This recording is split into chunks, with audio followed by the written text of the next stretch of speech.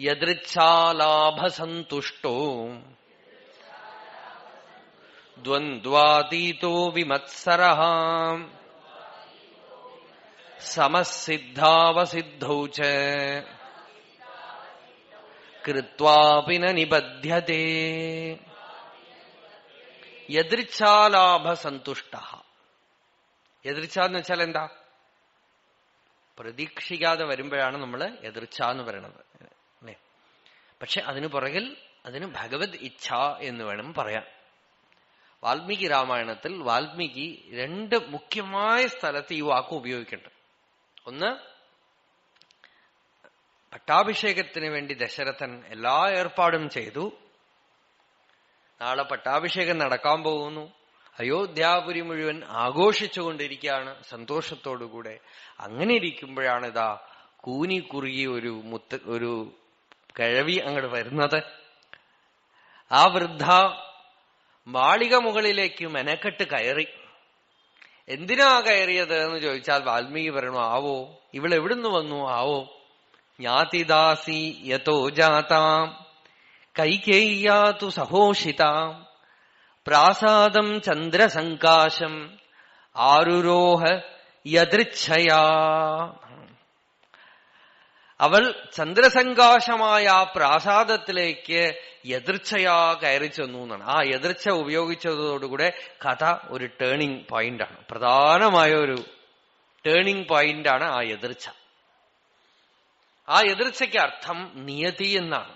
നിയതിയാണ് നിയതിക്കാരണം ലോകേ നിയതി കർമ്മസാധനം എന്നൊക്കെ ഭഗവാൻ തന്നെ പറയുന്നുണ്ട് താരയ്ക്ക് ഉപദേശിക്കുമ്പോൾ. ആ നിയതി തീരുമാനിച്ചു വെച്ചിരിക്കുന്നു. ആ തീരുമാനത്തിനനുസരിച്ച് അവളതാ ആ മാളിക മുകളിലേക്ക് മെനക്കെട്ട് കയറി. അതോടുകൂടെ കഥ തിരിഞ്ഞു. പിന്നെയും കഥ കുറേ ദൂരത്തേക്ക് ഒരുമാതിരി ഒഴുകി പഞ്ചവടിയിലെത്തി. പഞ്ചവടിയിൽ ഭഗവാൻ സുഖമായി വസിച്ചു. രാമായണത്തിലെ ഏറ്റവും സുഖമായ കാലഘട്ടം കാട്ടിലുള്ള കാലഘട്ടമാണ്. പട്ടാഭിഷേകത്തിന് ശേഷവും സുഖമില്ല. ഏറ്റവും സുഖമായത് ആ 14 വർഷമാണ്. അതുകൊണ്ട് കൈകേയിയെ കുറ്റം പറയാനൊന്നുമില്ല. ഒരു 13 വർഷം വളരെ സുഖമായി ജീവിച്ചു കാട്ടിൽ. പഞ്ചവട്യാം വധൂട്യ എന്ന് ഭട്ടതിരി നാരായണീയത്തിലും പറയണു. സുഖമിഹ നിവസഹ എന്നാണ്. വളരെ സുഖമായി ജീവിച്ചു എന്ന് കാട്ടില് ഭഗവാൻ തന്നെ പറയുന്നു. എന്ത് വനവാസോ മഹോദയ എന്ന്. രാജ്യവാസത്തിനേക്കാൾ ഈ വനവാസമാണ് സുഖം. എന്തു സുഖം! യാതൊരു ടെൻഷനില്ല തലയിൽ, യാതൊന്നിനെയും ചിന്തിക്കേണ്ട. ആഗ്രഹമില്ലാത്തവന് ഇതിനേക്കാളും എന്തു സുഖം! വനവാസത്തിലേക്ക് പോകാൻ പറയുമ്പോ ഭഗവാൻ കൈകേയിയോട് പറയുന്നു, എനിക്ക് പേടിയൊന്നുമില്ല, എനിക്ക് വിഷമമേ ഇല്ല, എനിക്ക് ഈ അരമനയും ഈ കൊട്ടാരത്തിലൊന്നും ആസക്തിയില്ല. അതാണ് യസ്യ സർവേ സമാരംഭാഹ കാമസങ്കല്പവർജിതാഹ. അതിന് രാമായണവും ഉദാഹരണമാണ്. തനിക്ക് എന്തെങ്കിലുമൊക്കെ, നമുക്ക് എന്തെങ്കിലും ആഗ്രഹം ഉണ്ടെങ്കിലും അല്ലേ നമുക്ക് വരേണ്ടത് നഷ്ടപ്പെടുമ്പോ കോപം വരുന്നത്. യാതൊരു കോപവും വരാതെ കാട്ടിലേക്ക് പോകാൻ പറഞ്ഞപ്പോ ഓ ശരി എന്ന് പറഞ്ഞ് സന്തോഷമായി പുറപ്പെടുന്ന രാമൻ പറയുന്നത്, കൈകേയിയോട് തന്നെ പറയുന്നത്, നാഹം അർത്ഥപരോ ദേവി ലോകമാവസ്തുമുത്സഹേ വിദ്ധിമാം ഋഷിഭിസ്തുല്യം വിമലം ധർമ്മമാസ്ഥിതം. അമ്മ, ഞാൻ ഈ ധനത്തിനും അർത്ഥത്തിനും ആഗ്രഹിക്കുന്നവനാണ് ഈ രാമനെന്ന് ധരിക്കണ്ട. വിദ്ധിമാം ഋഷിഭിസ്തുല്യം, അത് രാമായണത്തിൽ ശ്രീരാമന് തന്നെ ഉള്ള ഒരു സ്വഭാവവിശേഷമാണ്. തന്നെക്കുറിച്ച് തനിക്ക് നല്ലവണ്ണം അറിയാം. അങ്ങനെ ഒരു സ്വഭാവമാണ് രാമൻ. ഇംഗ്ലീഷിലൊരു ചൊല്ലുണ്ട്,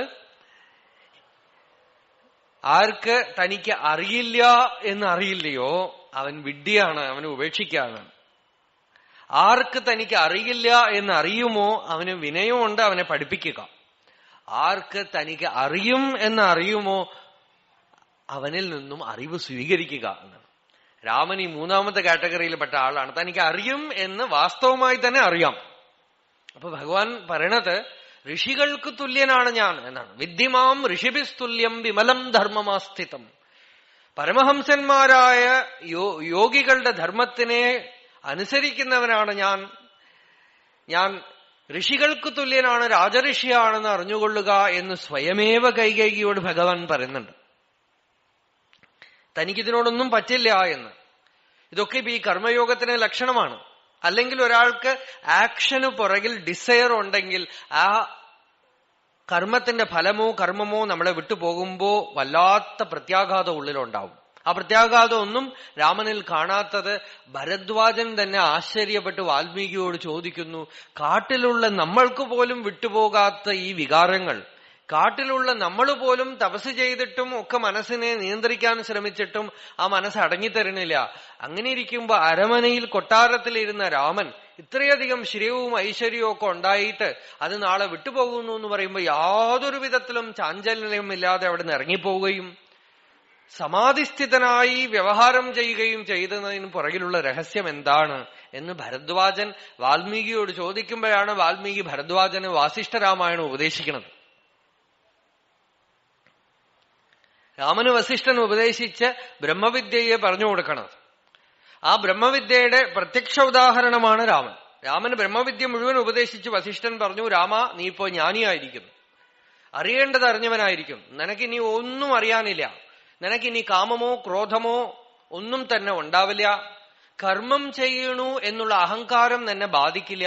എങ്കിലും ഉള്ളിൽ കർമ്മം ചെയ്യുന്നില്ലെന്ന് അറിഞ്ഞിട്ടും വെളിയിൽ കർമ്മിയായി നടിച്ചുകൊള്ളുക, ഉള്ളിൽ കോപമില്ലെങ്കിലും വെളിയിൽ കോപം നടിച്ചുകൊള്ളുക, ഉള്ളിൽ യാതൊരു വികാരവും ഇല്ലെങ്കിലും വെളിയിൽ വികാരങ്ങളൊക്കെ കാണിച്ചുകൊണ്ട് ഒരു നാടകത്തിൽ എന്ന പോലെ ലോകത്തിൽ വ്യവഹരിക്കൂ എന്നാണ് വസിഷ്ഠൻ ഉപദേശിക്കുന്നത്. ബഹികൃത്രിമ സംരംഭ അന്തഃസംരംഭവർജിത കർത്താ ബഹിഹി അകർത്താ അന്തഃ ലോകേ വിഹര രാഘവ എന്നാണ്. ഈ ലോകത്തിൽ കളിക്കൂ രാമ, ഒന്ന് വിഹരിക്കൂ എന്നാണ് വസിഷ്ഠൻ പറയുന്നത്. അങ്ങനെ അറിഞ്ഞ രാമനാണ് കാട്ടിലേക്ക് പോകുമെന്ന് പറയുന്നത് കാട്ടിലേക്ക് പുറപ്പെട്ടു പോകും. കാട്ടിൽ ചെന്ന് സന്തോഷമായി ജീവിച്ചു, സുഖമായി ജീവിച്ചു. പഞ്ചവടിയിൽ വളരെ കാലം സുഖമായി ജീവിച്ചു. 12 വർഷത്തിലധികം സുഖമായി ജീവിച്ചു. അവസാനത്തെ 1.5 വർഷത്തിനിടയിലാണ് ഈ രാവണൻ വരുന്നതൊക്കെ. പഞ്ചവടിയിൽ അങ്ങനെ ഗോദാവരി നദീതീരത്തിൽ സൗഖ്യമായി പ്രകൃതി സൗന്ദര്യം രമിച്ചുകൊണ്ടും കഥാസംസക്തമാനസഹ അനേക കഥകളൊക്കെ സീതയ്ക്ക് പറഞ്ഞുകൊടുത്തുകൊണ്ടും അതൊക്കെ വാൽമീകി മൂലത്തിൽ വിട്ടുപോയി. അതൊക്കെ വാസിഷ്ഠത്തിലും മറ്റും ഒക്കെ ഉള്ളത് കൊണ്ട് അവർക്കൊക്കെ വിട്ടുകൊടുത്തു വാൽമീകി. അവിടെ വെച്ചാണ് ലക്ഷ്മണന് ബ്രഹ്മോപദേശം ലക്ഷ്മണോപദേശം ചെയ്യുന്നതും മറ്റും ഒക്കെ അവിടെ വെച്ചായിരിക്കണം. അതൊക്കെ വാൽമീകി അവിടുന്ന് വിട്ടുപോയി. അവിടെ സീതയ്ക്ക് പലതും പറഞ്ഞു കൊടുത്തു ഭഗവാൻ, സീതയ്ക്ക് ഉപദേശം ചെയ്തു. ഇങ്ങനെ പലതും ഒക്കെ പറഞ്ഞു കൊടുത്തുകൊണ്ട് അവിടെ ഇരിക്കുമ്പോഴാണ് അവിടെ ഒരു എതിർച്ഛ എന്ന പദം പ്രയോഗിക്കുന്ന വാൽമീകി. ജീവിതം എങ്ങനെയാണല്ലോ, ജീവിത നദി ഇങ്ങനെ സ്വച്ഛന്തമായി ഒഴുകിക്കൊണ്ടിരിക്കും. നമുക്കറിയില്ല എപ്പോഴാ ഒരു ടേണിംഗ് പോയിന്റ് വരിക. പെട്ടെന്നൊരു സുപ്രഭാതത്തിൽ എന്തെങ്കിലുമൊക്കെ ന്യൂസ് വരും, ആരെങ്കിലും മരിച്ചു എന്നോ, എന്തെങ്കിലുമൊക്കെ ജോലി പോയി എന്നോ, കുട്ടികൾ ജനിച്ചു എന്നോ ഒക്കെ ഇങ്ങനെയൊക്കെയാണ് എതിർച്ഛ വരിക. പഞ്ചവടിയിൽ സുഖമായി കഥാസംസക്തമാനസഹ കഥയൊക്കെ പറഞ്ഞുകൊണ്ട് ഭഗവാൻ അങ്ങനെ ഇരിക്കുമ്പോഴാണ് അടുത്ത എതിർച്ച വരുന്നത്. തം ദേശം രാക്ഷസീകാജിത് ആജഗവാമ എതിർച്ഛയാന്ന്. ആ സ്ഥലത്തിലേക്ക് ഒരു രാക്ഷസി ടൂറടിച്ച് അവിടെ ഒന്ന് എത്തി നോക്കി. അതോടുകൂടെ കഥ മാറി. ശൂർപ്പണഖ അവിടെ വന്നു. അതോടുകൂടെ രാമായണം കഥ വീണ്ടും ഒന്ന് തിരിഞ്ഞു. അപ്പൊ ഈ എതിർച്ഛ എന്നുള്ള പദത്തിന് അർത്ഥം നിയതി എന്നാണ് അർത്ഥം. നിയതി ഈ ശരീരത്തിനെ ജനിപ്പിച്ചത് നിയതിയാണ്. ഈ ശരീരത്തിനെ ഗർഭത്തിൽ വെച്ച് ആര് നോക്കി? നമ്മളിപ്പോ ടെൻഷൻ അടിക്കുന്നുണ്ടല്ലോ, നാളെ ആര് നോക്കും? അത് ഗർഭത്തിൽ ആര് നോക്കി? ഒരു കല്ലിനെ പൊട്ടിച്ചാൽ ശിവാജി തന്റെ കോട്ടയും മറ്റുമൊക്കെ റിപ്പയർ ചെയ്യാൻ ഒരുപാട് ആളുകളെ ജോലിക്ക് വിട്ടിട്ട് നിൽക്കുകയാണ്. അപ്പോ ശിവാജിയുടെ കൂടെ സമർത്ഥരാമദാസ്, ശിവാജിന്റെ ഗുരു സമർത്ഥരാമദാസ് കൂടെ ഉണ്ട്. സമർത്ഥരാമദാസിനെ വിളിച്ച് ശിവാജി കാണിച്ചു കൊടുക്കണതാ, നോക്കൂ ഇവിടെ പണി നടക്കുന്നു, എത്ര ആളുകളാണ് എന്നെ ആശ്രയിച്ചിരിക്കുന്നത് എന്നൊരു തോന്നൽ ശിവാജിയുടെ ഉള്ളിൽ വന്നു. എത്ര ആളുകൾക്കാണ് ഞാൻ ജോലി കൊടുത്തിരിക്കുന്നത്, എത്ര ആളുകളാണ് എന്റെ ചോട്ടിൽ ജോലി ചെയ്ത് ഭക്ഷണം കഴിച്ചുകൊണ്ടിരിക്കുന്നത് എന്നൊരു സന്തോഷം ശിവാജിയുടെ ഉള്ളിൽ വന്നപ്പോ സമർത്ഥരാമദാസൻ ഒരു പണിക്കാരനെ വിളിച്ചിട്ട് അവിടെ ഉള്ള ഒരു കല്ല് പൊട്ടിക്കാൻ പറഞ്ഞു. ഒരു കരിങ്കല്ല്. അയാൾ കൂടെ കൊണ്ട് ആ കല്ല് പൊട്ടിച്ചു. ആ കല്ലിന്റെ ഉള്ളില് ഒരു തേര, ഒരു തവള. ആ തവള അതിനകത്തിരിക്കണം. അപ്പൊ ശിവാജിയോട് ചോദിച്ചു, ഇതിനും ഇപ്പൊ നീയാണോ ഭക്ഷണം കൊടുക്കണത്? ഈ തവളയ്ക്ക് നീയാണോ ഭക്ഷണം കൊടുക്കണത്? ഗർഭത്തിലിരിക്കുമ്പോ ആര് ഭക്ഷണം തന്നു? ഗർഭത്തിലിരിക്കുമ്പോ ഏത് ശക്തി വളർത്തി? ഒന്നും അറിയില്ല നമുക്ക്. നമ്മളുടെ ഇതിനൊന്നും വഴങ്ങാതെയാണ് അവിടെ വളർത്തുന്നത്. ഇവിടെ ഇപ്പൊ ഒരാളെ ഒരു അമ്മയോ അച്ഛനോ ഉപേക്ഷിച്ചത് കൊണ്ട് ആ കുട്ടി വളരില്ലേ? എന്താ നമ്മുടെ വരരുചിയുടെ കഥയില്ലേ? വായുണ്ടോ ചോദിക്കത്ര ഓരോ കുട്ടിയും ജനിച്ചു കഴിഞ്ഞാൽ. ഉണ്ട്, എന്നാ വിട്ടോളൂ, അത് വളരും. വായുണ്ടെങ്കിൽ വഴിയുണ്ട്. അത് പാരമാർത്ഥികമാണ്. അതാണ് എതിർച്ച. എതിർച്ച എന്ന് വെച്ചാൽ വായുണ്ടെങ്കിൽ വഴിയുണ്ട് എന്നുള്ളതാണ് എതിർച്ച.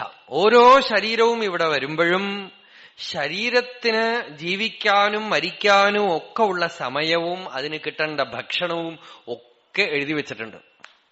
ഒരാൾ ഇത് കേട്ടപ്പോ തീരുമാനിച്ചു, ഞാൻ ഇന്ന് ഭക്ഷണം കുറച്ച് കഴിക്കില്ല, ഞാൻ നോക്കട്ടെ.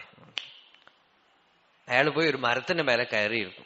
ഇന്ന് ഞാൻ ഭക്ഷണം കഴിക്കില്ല. ആരും ഭക്ഷണം കൊണ്ട് തന്നാലും ഞാൻ കഴിക്കില്ല എന്ന് തീരുമാനിച്ച് മരത്തിൽ കയറിയിരുന്നു. കാട്ടില് ഭക്ഷണം കഴിക്കാതെ മരിക്കാൻ തീരുമാനിച്ചതാണ്. എങ്ങനെയാ ഭഗവാന്റെ എതിർച്ചാ നിയമം നടക്കാൻ നോക്കട്ടെ.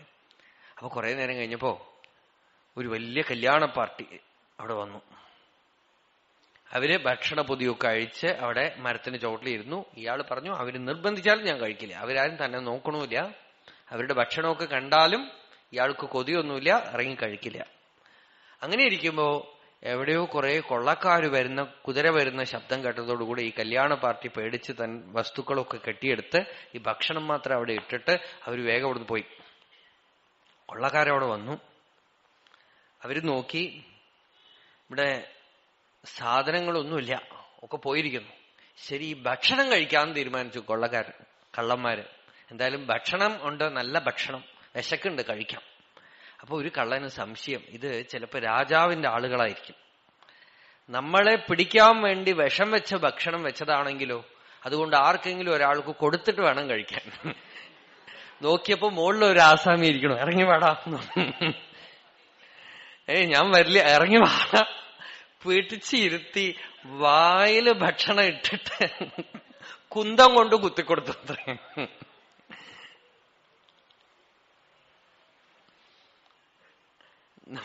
നമുക്ക് ഈ ശരീര നിർവഹണത്തിന് പുറകിൽ നിയതി പ്രവർത്തിച്ചുകൊണ്ടിരിക്കുകയാണ്. ആ നിയതിയെ അറിയുന്നവരായ ജ്ഞാനികൾ അജഗരവൃത്തി പോലും സ്വീകരിക്കും. അജഗരവൃത്തി എന്ന് വെച്ചാൽ മലമ്പാമ്പ് കിടക്കണ പോലെ കിടക്കുക, ഭക്ഷണം കിട്ടിയാ കഴിക്കാം എന്നാണ്. അവരതിനെക്കുറിച്ച് ചിന്തിക്കാതെ ഇരിക്കുന്ന ഒരു സ്ഥിതി പോലും സ്വീകരിക്കും. അതെല്ലാവർക്കും ഉള്ളതല്ല. അത് അത്രയും ഉയർന്ന അവധൂതവൃത്തിയിലിരിക്കുന്നവര് എതിർച്ചാലാഭസന്തുഷ്ട, എതിർച്ചയാ കിട്ടും എന്നവർക്കറിയാം. അതുകൊണ്ട് അങ്ങനെ കിട്ടുന്നത് കൊണ്ട് സന്തോഷമായി ഇരുന്നു കൊണ്ട്. ഞങ്ങളുടെ അവിടെ ഒരു അവധൂതനുണ്ട്. അദ്ദേഹം കിട്ടുന്നത് എന്തെങ്കിലുമൊക്കെ ഭക്ഷണം, എവിടെ ഭക്ഷണത്തിന് വിശപ്പ് വരുമ്പോ എവിടെയും കിട്ടിയത് വാങ്ങി കഴിക്കും. ചെങ്കൽ പൊടി ഇടക്കെടുത്ത് തിന്നണം ഞങ്ങൾ കണ്ടിട്ടുണ്ട്. നമ്മളിതാ അരി ഇത്തിരി വെന്തിട്ടില്ലെങ്കിൽ ഡൈജഷൻ പ്രോബ്ലം എന്നൊക്കെ പറയണു. അദ്ദേഹത്തിന് ഒരു പ്രോബ്ലവും കാണാനില്ല. കണ്ണിന് മുമ്പിൽ ചെങ്കൽപ്പൊടി പൊടിപൊടിയായി വാരി തിന്ന് നിങ്ങളുടെ സകല സയൻസും തോറ്റുപോകും അദ്ദേഹത്തിന് മുമ്പിൽ. നിങ്ങളുടെ സയൻസും നിയമങ്ങളും ഒന്നും അവിടെ വില പോവില്ല. ഞങ്ങൾ മുമ്പിൽ കണ്ടിട്ടുണ്ട്, ചെങ്കൽ പൊടി സുഖമായി നമ്മൾ ഇഡ്ഡലിയും ദോശയും ഒക്കെ തിന്നണ പോലെ തിന്നും. എതിർച്ചാലാഭസന്തുഷ്ട ദ്വന്ദ്വാതീത. അവിടെ തണുപ്പ്, ചൂട്, സുഖം, ദുഃഖം ഒന്നുമില്ല. മഴയാണെങ്കിൽ മഴ, ചൂടാണെങ്കിൽ ചൂട്, തണുപ്പാണെങ്കിൽ തണുപ്പ്, യാതൊന്നും ബാധിക്കുന്നില്ല. ദ്വന്ദ്വാതീതോ. ദ്വന്ദ്വങ്ങളൊക്കെ തന്നെ അഹങ്കാരത്തിനെ ആശ്രയിച്ചാണ് ഇരിക്കുന്നത്. ദ്വന്ദ്വാണി സർവാണി അഖിലാഹ ത്രിപുട്യഃ കിഞ്ചിത് സമാശ്രിത്യ വിഭാന്തി വസ്തു തന്മാർഗണേ സ്യാദ് ഗളിതം സമസ്തം ന പശ്യതാം സത് ചലനം കഥാപി. സത്തിനെ കണ്ടവൻ ചലിക്കില്ല. അസത്തിനെ കണ്ടുകൊണ്ടിരിക്കുന്നവൻ സദാ ചലിച്ചുകൊണ്ടിരിക്കും. സത്തിനെ കണ്ടവൻ ദ്വന്ദ്വങ്ങൾ കൊണ്ടും ത്രിപുടികൾ കൊണ്ടും ബാധിക്കപ്പെടാതെ സദാ അചലസ്ഥിതിയിൽ നിൽക്കും. അചലസ്ഥിതിയിൽ ഇരിക്കുന്നവൻ തണുപ്പ് വരികയാണെങ്കിൽ വരട്ടെ, ചൂട് വരികയാണെങ്കിൽ വരട്ടെ, സുഖം വരികയാണെങ്കിൽ വരട്ടെ, ദുഃഖം വരികയാണെങ്കിൽ വരട്ടെ, ഒന്നുകൊണ്ടും ബാധിക്കപ്പെടാതെ ബിമത്സര. ആരോടും അയാൾക്ക് മാത്സര്യമില്ല. മാത്സര്യം എല്ലാത്തിനും കാരണം ഈ വ്യക്തിബോധം, അഹങ്കാരാണ്. അഹങ്കാരം പോയവന് മാത്സര്യവുമില്ല, കോമ്പറ്റീഷനുമില്ല, യാതൊന്നുമില്ല.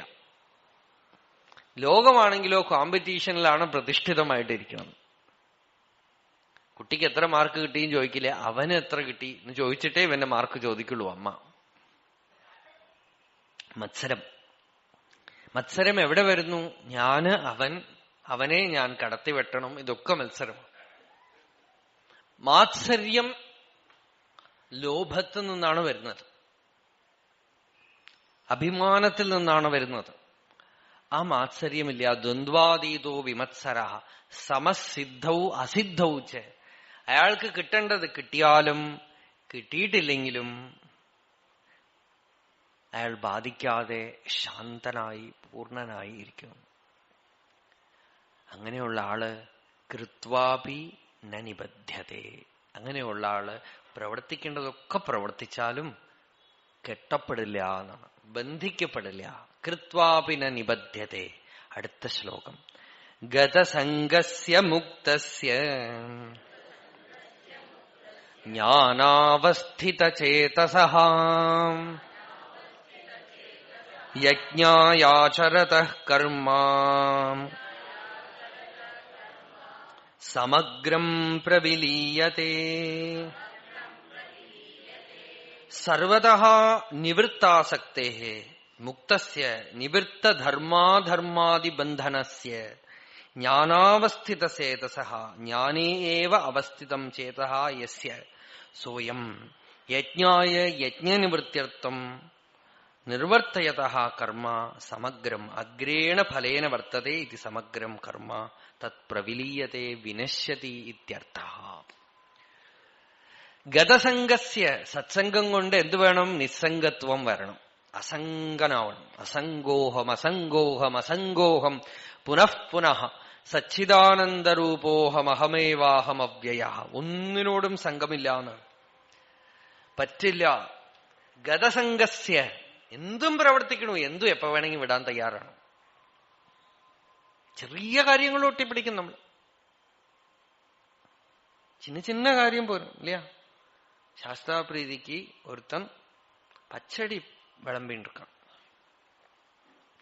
அவங்கிட்ட போய் இந்த பாத்திரத்தை வாங்கினா போலும் எனக்கு கோபம் வந்துடும். 30 வருஷமா நானாக்கும் விளம்பின்னு இருக்கேன். இப்ப இவன் வரத்துக்காக 30 வருஷமா நான் இங்க பெருமாறின்னு இருக்கேன். இப்ப புதுசா இவன் வந்துட்டான். You are ready to perform action, you are ready to give up action. കർമ്മം ചെയ്യുന്നതിൽ എങ്ങനെ ഉത്സാഹമുണ്ടോ അതേപോലെ കർമ്മത്തിൽ നിന്നും വിട്ടുമാറാനും ആര് തയ്യാറാണോ അവൻ ഗതസംഗനാണ്. അയാൾക്ക് സംഘമില്ല ഏത് പ്രവൃത്തിയിൽ. ഗതസംഗസ്യ മുക്തസ്യ അയാള് മുക്തനാണ്. അയാള് ശരീരം താനെന്ന് കരുതുന്നില്ല. സദാ ആത്മാനുഭവത്തോടുകൂടെ ഇരിക്കുന്നവനാണ്. ജ്ഞാനാവസ്ഥിത ചേതസഹ അയാളുടെ ചിത്തം ജ്ഞാനത്തിൽ അവസ്ഥിതമാണ്. ശരീരത്തിലോ മനസ്സിലോ ലോകവിഷയങ്ങളിലോ അല്ല, സദാ ജ്ഞാനത്തിൽ അവസ്ഥിതമായ ചിത്തത്തോടുകൂടിയാണ് ഇരിക്കുന്നത്. പിന്നെ എന്തിനു പ്രവർത്തിക്കുന്നു? യജ്ഞായാചരത കർമ്മ യജ്ഞത്തിനായിക്കൊണ്ട് കർമ്മം ചെയ്യുന്നു. ഭോഗത്തിന് വേണ്ടിയല്ല, യജ്ഞത്തിന് വേണ്ടി കർമ്മം ചെയ്യുന്നു. സദാ ഒരു യജ്ഞം ചെയ്തുകൊണ്ടിരിക്കുന്ന ആളാണ് അയാൾ. അയാളുടെ ജീവിതമേ യജ്ഞമാണ്. അയാൾ എന്ത് ചെയ്താലും യജ്ഞമാണ്. യജ്ഞായ ആചരത കർമ്മ അയാൾ എന്ത് ചെയ്താലും യജ്ഞമാവും. വടക്കോട്ട് ഒരു അമ്പലമുണ്ട്. ആ അമ്പലത്തില് പ്രതിഷ്ഠ ചെയ്തിട്ട് സ്വാമി ഇരിക്കണില്ല. നമ്പൂരിമാര് ആഗമപ്രകാരം തന്ത്രപ്രകാരവും ഒക്കെ നല്ലവണ്ണം പരിശ്രമിച്ച് ഭംഗിയായിട്ടൊക്കെ പ്രതിഷ്ഠിച്ചു. സ്വാമി ഇരിക്കണില്ല. എല്ലാ മന്ത്രതന്ത്ര ആഗമങ്ങൾ ചെയ്തിട്ടും ദേവത ഇരിക്കണില്ല. അപ്പൊ പ്രശ്നം വെച്ചൊക്കെ നോക്കി. അപ്പൊ പറഞ്ഞു അതവിടെ ഒരു ഭ്രാന്തൻ ഇരിക്കുന്നുണ്ട്, നാരായണത്ത് ഭ്രാന്തൻ അവിടെ ഇരിക്കുന്നുണ്ട്, അദ്ദേഹത്തിനെ കൊണ്ടുവന്ന് പ്രതിഷ്ഠിച്ചാ മതി. അപ്പൊ ഇവര് പറഞ്ഞു അദ്ദേഹത്തിന് ഇപ്പൊ മന്ത്രവും തന്ത്രവും ഒന്നും അറിയില്ലല്ലോ.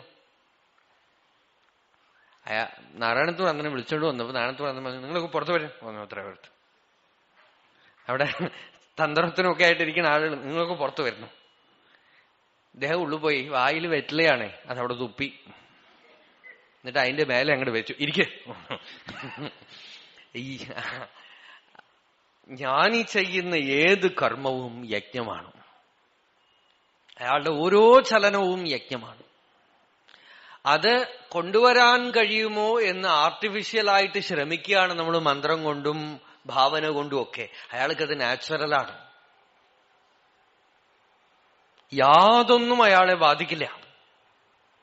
അയാളുടെ ഓരോ ചലനവും യജ്ഞമാണ്, ഓരോ വാക്കും അനുഗ്രഹമാണ്. ശ്വാസപ്രശ്വാസം ലോകത്തിനെ മംഗളമാക്കി ചെയ്യുന്നു. പുനാതി ഭുവനത്രയം, ലോകത്തിനെ മുഴുവൻ പരിശുദ്ധമാക്കി തീർക്കും. അങ്ങനെയുള്ള ആള് ഗതസംഗസ്യ, സംഘമില്ലാത്തവൻ, മുക്തസ്യ, മുക്തനാണ്. അയാളുടെ ചിത്തമോ ജ്ഞാനാവസ്ഥിത ചേതസഹ. അയാൾ എന്തെങ്കിലുമൊക്കെ ചെയ്താൽ യജ്ഞായാചരത കർമ്മം, അയാൾ ഇന്ന കർമ്മം തന്നെ ചെയ്യണമെന്നില്ല. നാരായണത്ത് ഭ്രാന്തൻ കല്ലുരുട്ടിക്കൊണ്ട് മേലെ കൊണ്ടുപോയി വെച്ച് വൈകുന്നേരം ഉരുട്ടി ചുവട്ടിലിടുന്നതും ഒരു യജ്ഞം തന്നെയാണ്. അവരെന്ത് ചെയ്യണു എന്നുള്ളതല്ല മുഖ്യം, അവര് എന്ത് ചെയ്താലും അനുഗ്രഹമാവും. ലൗകികൻ എന്ത് ചെയ്താലും കുഴപ്പമാവും, എന്ത് ചെയ്താലും കുഴപ്പമാവും. നമ്മൾ ചെയ്യുന്ന പ്രവൃത്തിയിലൊക്കെ നമ്മളുണ്ട്. നമ്മൾ ഉണ്ടാക്കുന്ന ഓരോ സാധനത്തിൽ നമ്മളുടെ ചില അംശം ഉണ്ടാവും. അതേപോലെ അവർ ചെയ്യുന്ന ഓരോന്നിലും അവരുടെ ചില അംശം ഉണ്ടാവും. അത് മംഗളത്തിനാണ്, ലോകമംഗളത്തിനാണ്. വിവേകാനന്ദ സ്വാമികൾ ഇത് അവസാനം ഇൻസ്പയർ ടോക്സിൽ പറയുന്നുണ്ട്. എന്റെ ഗുരുനാഥൻ എന്നെ പഠിപ്പിച്ച ഒരു കാര്യം എന്ന് പറഞ്ഞിട്ട് സ്വാമികൾ പറയുന്നുണ്ട്, സത്യം കണ്ടെത്തിയ ഒരാൾ ഒരു ഗുഹയുടെ ഉള്ളിൽ കയറിയിരുന്ന് കല്ലുകൊണ്ട് ആ ഗുഹാദ്വാര അടച്ച് അവിടെ ശരീരം ഉപേക്ഷിച്ചാലും അയാളുടെ സത്യദർശനത്തിന്റെ അനുഭവം ആ പാറക്കല്ലുകളെ ഭേദിച്ച് പുറത്തു വന്ന് ലോകത്തിന് മംഗളം ചെയ്യുമെന്ന്. യജ്ഞായാചരത കർമ്മ, അങ്ങനെയുള്ള ആള് യജ്ഞത്തിനായി ലോകത്തിൽ ചില കർമ്മങ്ങളൊക്കെ ചെയ്താലും ആ കർമ്മത്തിന്റെ ഫലം ഒന്നും അയാളെ ബാധിക്കില്ല. സമഗ്രം പ്രവിലീയത്തെ, അത് സമ്പൂർണമായും ഇല്ലാതായിട്ട് തീരും.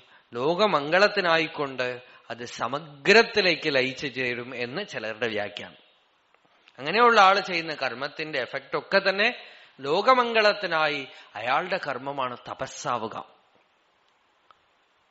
നമ്മൾ നരനാരായണന്മാരൊക്കെ സദാ തപസ് ചെയ്തുകൊണ്ടിരിക്കണമെന്ന് പറയണ്ടത് അല്ലെ? അവരുടെ തപസ് കൊണ്ട് അവർക്കൊരു പ്രയോജനമില്ല. അവരെന്തിനു തപസ് ചെയ്യണം?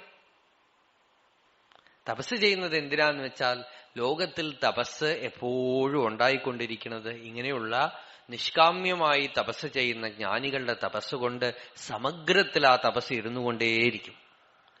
ആ തപസ് അവിടെ ഉള്ളതുകൊണ്ട് സാധകന്മാരായിട്ടും യോഗികളായിട്ടും ഉള്ളവർക്ക് അപ്പപ്പോ പിടിച്ചുയരാനുള്ള പടികളാണ് ആ തപസ്. അറിയേണ്ടത് അറിഞ്ഞു കഴിഞ്ഞ് ജ്ഞാനി പിന്നീട് അയാൾ തപസ് ചെയ്തുകൊണ്ടിരുന്നാൽ ആ തപസ് ലോകമംഗളത്തിനായിട്ട് തീരും. യാതൊന്നും പ്രതീക്ഷിക്കാതെയും അവര് അനുസ്യൂതം തപസ് ചെയ്യും. രമണ ഭഗവാൻ രമണഗീതയിൽ പറയുന്നുണ്ട്, അറിയേണ്ടത് അറിഞ്ഞ ജ്ഞാനി അനുസ്യൂതം തപസ് ചെയ്യുന്നവനാണ്. അയാളുടെ തപസ് പുരോഗമിച്ചുകൊണ്ടേയിരിക്കും. എന്ത് തപസ്സാണ്? അഹമപേതകം നിജവിഭാനകം മഹദിതം തപോരമണഭാഗീയം. അഹങ്കാരം ഉദിക്കായ്മയാണ് തപസ്. ജ്ഞാന തപസ്സിൽ സദാ വർത്തിക്കുന്നവനാണവൻ. അങ്ങനെയുള്ള ആളുടെ തപസ്സിന്റെ ഫലമോ എല്ലാവരുടെ മംഗളത്തിനായിക്കൊണ്ടും തപോമണ്ഡലത്തിൽ നിറഞ്ഞു നിൽക്കും. സമഗ്രം പ്രവലീയതേ. അങ്ങനെയുള്ള ആള് ചെയ്യുന്ന കർമ്മത്തിന്റെ ഗാംഭീര്യത്തിനെയാണ് അടുത്ത ശ്ലോകത്തിൽ പറയുന്നത്. നോക്കാം. ബ്രഹ്മാർപ്പണം ബ്രഹ്മഹവിഃ ബ്രഹ്മാഗ്നൗ ബ്രഹ്മണാഹുതം ബ്രഹ്മൈവ തേന ഗന്തവ്യം ബ്രഹ്മകർമ്മ സമാധിനാ. എങ്ങനെയുള്ള കർമ്മമാണ് സമഗ്രം ആയി സമ്പൂർണമായി ലയിച്ചു ചേരുന്നത് എന്ന് ചോദിക്കുന്നതിനുള്ള ഉത്തരമാണ് ഇവിടുന്ന് ജ്ഞാനയജ്ഞ പ്രകരണം ആരംഭിക്കുകയാണ്. ബ്രഹ്മാർപ്പണം ബ്രഹ്മഹവിഃ ബ്രഹ്മാഗ്നൗ ബ്രഹ്മണാഹുതം. അയാൾ ഒരു യജ്ഞം ചെയ്യുന്നു എന്നാണ് ജ്ഞാനി. ആ ഒരു യജ്ഞത്തിന് എന്തൊക്കെ വേണം? അർപ്പണം ചെയ്യണം, അർപ്പണം ചെയ്യുന്ന അഗ്നി വേണം, അർപ്പിക്കുന്ന ഹവിസ് വേണം, അർപ്പിക്കുന്ന ഹോതാവ് വേണം, ആ യജ്ഞത്തിന് ഒരു പേര് വേണം, യജ്ഞത്തിനൊരു ഫലം വേണം. ഇതൊക്കെ തന്നെ ഇവിടെ ബ്രഹ്മമാണ്. ബ്രഹ്മചിത്, ബ്രഹ്മഭുവനം, ബ്രഹ്മഭൂത പരമ്പരാഹ. ബ്രഹ്മാഹം ബ്രഹ്മമത് ശത്രു ബ്രഹ്മമത് മിത്രബാന്ധവാഹ എന്ന് വാസിഷ്ഠത്തില് ഒരാള് പറയുന്നു. ബ്രഹ്മചിത്, എന്റെ ഉള്ളിൽ ഞാൻ ഞാൻ ഞാൻ എന്ന അനുഭവരൂപത്തിൽ ഏതൊന്നുണ്ടോ അത് ബ്രഹ്മമാണ്. ബ്രഹ്മഭുവനം, ഞാൻ കാണുന്ന പ്രപഞ്ചം ബ്രഹ്മമാണ്. ബ്രഹ്മഭൂത പരമ്പരാഹ, എന്റെ മുമ്പിൽ കാണുന്ന പ്രാണിവർഗങ്ങളൊക്കെ തന്നെ ബ്രഹ്മമാണ്. ബ്രഹ്മാഹം ബ്രഹ്മമത് ശത്രു, എന്റെ ശരീരവും ഞാനും എന്റെ ശത്രുക്കളും മിത്രങ്ങളും ബന്ധുക്കളും ഒക്കെ ബ്രഹ്മമാണ്. ഇവിടെ ഭഗവാനല്ലാതെ മറ്റൊന്നുമില്ല. ദ്വൈതം നൈവ വിദ്യത്തെ, രണ്ടാമതൊരു വസ്തുവില്ല. രണ്ടാമതൊന്നും തന്നെ ആരുടെ അനുഭവത്തിലില്ലയോ ആ ജ്ഞാനിയുടെ അഖണ്ഡാനുഭവത്തിനെയാണ് ഇവിടെ പറയണത്. ബ്രഹ്മാർപ്പണം ബ്രഹ്മഹവിഹി ബ്രഹ്മാഗ്നൗ ബ്രഹ്മണാഹുതം. ബ്രഹ്മമാകുന്ന അർപ്പണമാണ്, ഹവിസ്സും ബ്രഹ്മമാണ്. ബ്രഹ്മത്തിനാലാണ് ഹോമിക്കപ്പെടുന്നത്. ഇവിടെ വിഭക്തിയൊക്കെ ഇല്ലാതാവുകയാണ്. നല്ലവണ്ണം നോക്കണം. ഭട്ടേരി ആദ്യമായി വിഭക്തി ചൊല്ലാൻ പറഞ്ഞപ്പോ ഭട്ടേരി വിഭക്തി പറഞ്ഞത് കൃഷ്ണോ രക്ഷതുമാം ചരാചര ഗുരുഹു കൃഷ്ണം നമസ്തേ സദാ കൃഷ്ണേനൈവ സുരക്ഷിതോഹമസകൃത് കൃഷ്ണായ തുഭ്യം നമഃ. കൃഷ്ണാത് സമുത്തിതമിതം ജഗത്, എല്ലാം കൃഷ്ണനാണ്. കൃഷ്ണസ്യ ദാസോസ്മ്യഹം കൃഷ്ണേ ഭക്തിരചഞ്ചലാ ഭവതു മേ ഹേ കൃഷ്ണ തുഭ്യം നമഃ. 7 വിഭക്തികളും കൃഷ്ണനിൽ വെച്ചു. വിഭക്തി ഇല്ലാതായാൽ ഭക്തിയായി, കർത്താവില്ലാതായാൽ കർമ്മം യോഗമായി, അഹങ്കാരമില്ലാതായി ജ്ഞാനമായി. ഈ കർമ്മ ജ്ഞാനിയുടെ അകർമ്മത്തിനെയാണ് ഇവിടെ വർണ്ണിക്കുന്നത്. ബ്രഹ്മാർപ്പണം ബ്രഹ്മഹവിർ ബ്രഹ്മാഗ്നോ ബ്രഹ്മണാഹുതം ബ്രഹ്മൈവ തേന ഗന്തവ്യം ബ്രഹ്മകർമ്മ സമാധിന. അയാൾ സദാ യുദ്ധം ചെയ്തുകൊണ്ടിരുന്നാൽ പോലും അയാൾ സമാധിയിലാണ് എന്നാണ്. അയാളുടെ കർമ്മം അകർമ്മമാണ്. ബ്രഹ്മകർമ്മ സമാധിയിലാണ് അയാൾ.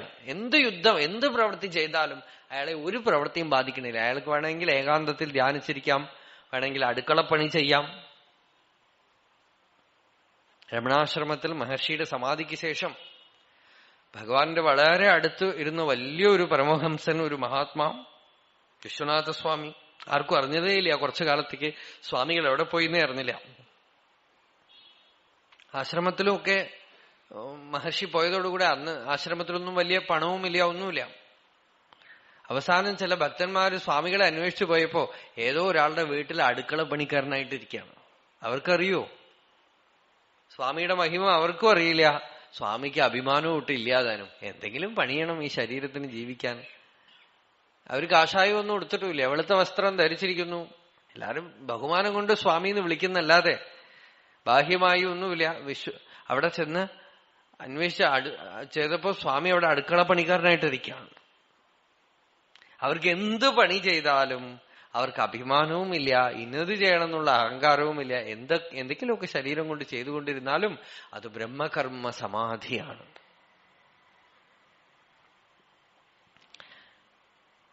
അവരുടെ പ്രവൃത്തിയുടെ ഫലമൊന്നും അവരെ ബന്ധിക്കില്ല. നമ്മൾ സാധാരണ ചെയ്യുന്ന പ്രവൃത്തി ഫലമൊക്കെ നമ്മളെ ബന്ധിക്കുന്നു. ജ്ഞാനസ്ഥിതിയിൽ ഇരുന്നു കൊണ്ട് ചെയ്യുന്ന ആളുടെ പ്രവൃത്തിയുടെ ഫലമൊന്നും അയാളെ ബന്ധിക്കുന്നില്ല. ഇത്രയും പറഞ്ഞ് ഇനി യജ്ഞപരമ്പരയാണ്.